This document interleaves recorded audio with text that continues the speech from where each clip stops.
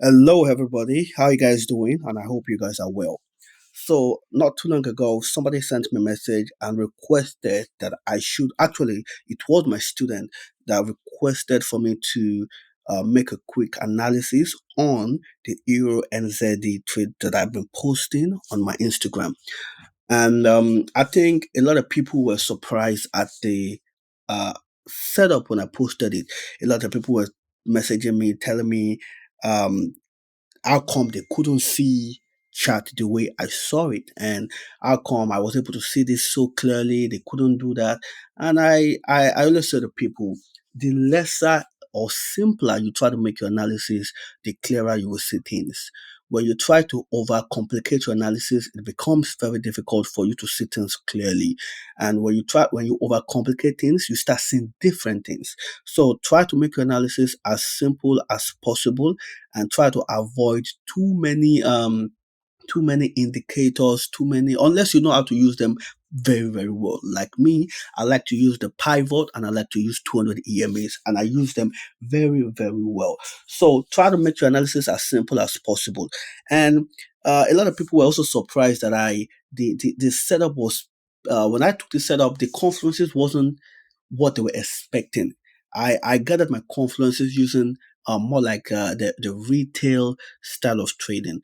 I am a fan of every strategy. In fact, I always say to people, every strategy works. It could be retail, it could be smart money, it could be indicator.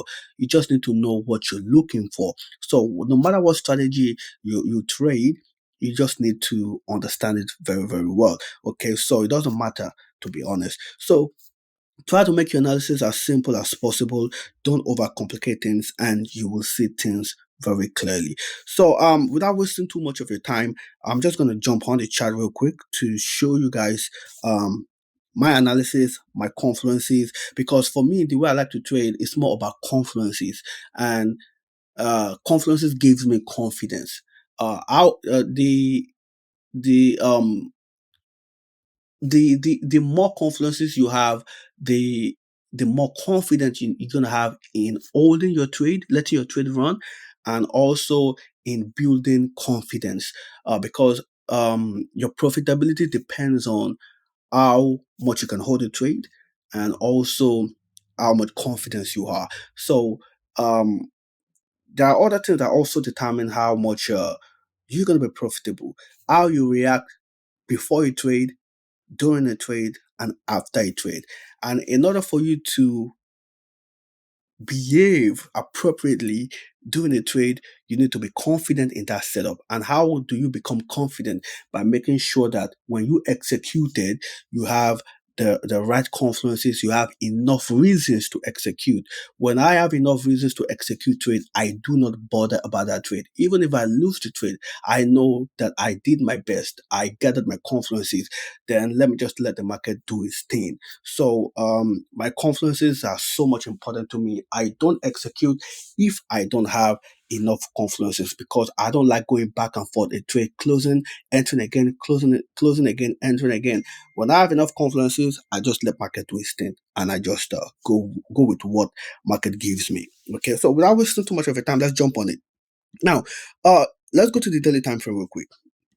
On a daily time frame, and before anything, I was on this trade twice, and I got stopped out at break even. Okay, twice at break even. So this particular trade I'm on, is my third attempt on this currency pair.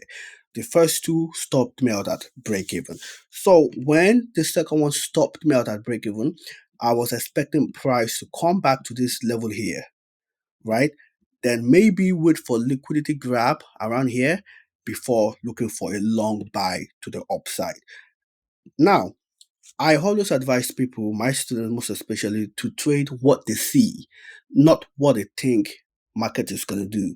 We cannot tell market what it should be doing. The only thing we need to be doing is to be reacting to what we see. So what I did here was I reacted to what I saw, even though I was expecting price to come here. But I saw other confluences that gave me confidence that, okay, fine, it could be that market wants to continue to the upside. And let's start putting the confluences together. Right. So on the 4 hour time frame, right, when market printed this bearish candle here, we have another bullish candle after that and another bullish candle after that, meaning price broke back inside. When price broke back inside here, then I then identify this as what? Stop on. Okay, because it looks like liquidity grab. Before this candle here, we have this level here, we have this level here, we have the spinning top, and also or doji or whatever we call it. Then we have a break back inside. So I patiently waited for a pullback, a retest of this level. And what happened after that? Price came back to this level for a retest. Then we have this rejection here, and this rejection here, and this rejection here, and this rejection here. But before that, I also clearly saw this. I saw this right here,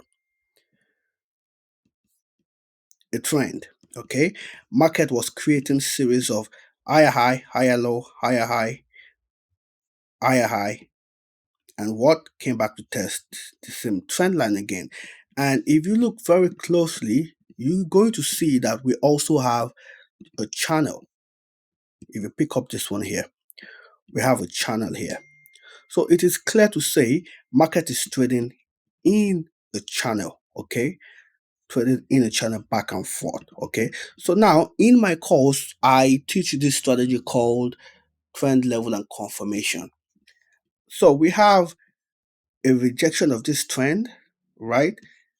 A level in confluence with that trend, meaning price is rejecting both level and also the trend line. This is what I'm by level, this support here, and also the trend line. Okay. And the confirmation, I said trend, level, and confirmation. So the confirmation is going to be what? Our candlestick confirmation. Then we have multiple pin bars as rejection here. So that alone gave me confluence number one. Or how many? No, confluence number three. The trend line, the level, and the candlesticks. That's one. If you go to the daily time frame one more time, you will see that market made an impulsive move from here to here. And in my course, I explained when we have an impulsive move, we should expect a correction, right? So right here, we saw an impulsive move from here to here, and market did what? Corrected itself to 78.6. Okay. Now, two levels I pay attention to, the 61.8 and 78.6. So before I executed, let's go to the 4 hour one more time. Before I executed, I had seen here that this liquidity grab was a rejection of 78.6 level, right? So that gave me another confluence. So this rejection of 78.6, rejection of this level here, rejection of this trend line gave me total confidence that I should be looking for a buy opportunity here. So I waited for that retest before, and I then saw again multiple pin bars rejection, and that gave me enough confidence to execute this trade. And let me take this off. If you also look at the daily time frame, you will see that you will see here the market is actually trading in a consolidation box. We have this right here. Market is trading in a consolidation box, and market just recently rejected the bottom of the consolidation box. So we expecting to go to the top of the consolidation box, and also we have this level here which has already built up. We have right here we have build up of liquidity, okay, which we expect to be taken. All right. So we expect this liquidity is here to be taken at some point. And also, like I said, we have what? A consolidation box right here. So it could be price might want to come around here. I'm going to take so. Price might want to come around here, grab these liquidities around here into this point, before selling one more time. So this also gave me another confluence to execute this trade. But most importantly, for me, it was more like you could see we're clearly trading to the upside. So most importantly for me, it was more like the trend, the level, the confirmation, and Fibonacci. Those were four confluences that I saw. I don't know if I'm gonna have this whole box as another confluence. Not really, but those were the four major confluences that I saw and I executed, and I'm going to let market do its thing. Currently, I have moved my SL to break even. Hopefully, it's going to continue pushing to the upside from here. As we look, currently, let me take this out. We have a pullback. This level might want to hold. We have pivot and 200 EMAs here. If we want to look at it properly, we could say this here is a level. We could say we have a level around here or something. It's not perfect, but it's something. So we might see this level hold. And also, if we pick up our Fibonacci one more time, the start of the impulse move to the end of the impulse move, 61.8. Now, so this might be another scaling opportunity actually. We have the start of the impulse move, end of the impulse move, our level here, our pivot here, and also our 200 EMAs here. So I'm gonna watch closely if I might see another. Let me put it back. If I see another scaling opportunity around here, I might scale up.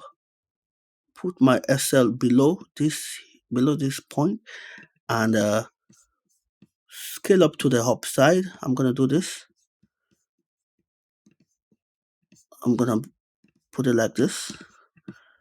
So this might be another scaling opportunity. You can see the 200 EMAs, the pivot, and also level. So this could be another scaling opportunity on this currency pair actually. All right. So I'm gonna be watching this closely for another buy buy buy trade. All right. So that's it with this setup. I didn't overcomplicate things as you guys have seen. And if you have questions, let me know, and I'm happy to help. Thank you guys for watching. Bye.